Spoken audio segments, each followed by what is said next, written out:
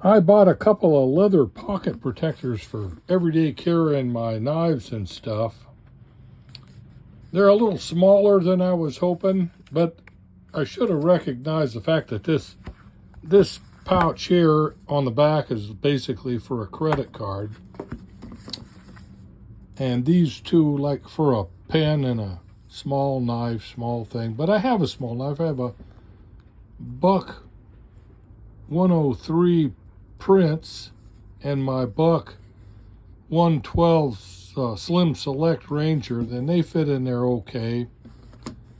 The pocket protector, I use these in my pants pocket, and it's got kind of a pointy edge on it.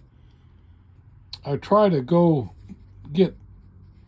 carry things that don't have snaggy or sharp edges, so you don't tear a hole in your pocket. You take your pocket protector and set it on in there. See if you can actually extract a knife, which you can. I can get my Slim Select out without having to pull out the whole pocket protector. They're nice. I like the looks of them. They kind of smell good, smell like leather work. I guess they'll loosen up with time, feel a little smoother. This one I have my SAK waiter in it, Victorinox waiter model, and a Spyderco Ambitious, which I'll try to alternate carry with the different pocket protectors, but I'll see how that goes. If I come up with any more ideas about these two carrying methods, I'll let you know. Back with you about the pocket protectors, knife carriers, EDC carrying systems. I started out, I like carrying the 112 Slim Ranger in this setup. I just got a Buck Canoe that fits in nicely, and that will be one of my optional carrying knives. And I've got my SAK Victorinox waiter, which I flipped around. It fits better with the fat end up. And then my Spyderco Ambitious. I was just going to try weighing them here.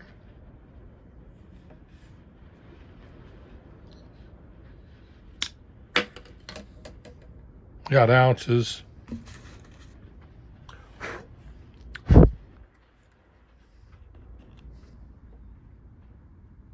5.1 ounces with the pocket protector with SAK and Spyderco Ambitious, and 5.8 ounces with the 112 Slim Select and the Buck Canoe. $2, a Spyderco and a Victorinox waiter in this one. I'm liking it. We'll see how it works out. Again with pocket protector EDC carry systems. First I had this one that I carried around in my pocket for the last week, and from the pocket you can easily get to the Spyderco Ambitious and the waiter, the Victorinox waiter. That one's pretty cool. And then the other one from the pocket, get it all set in there, and then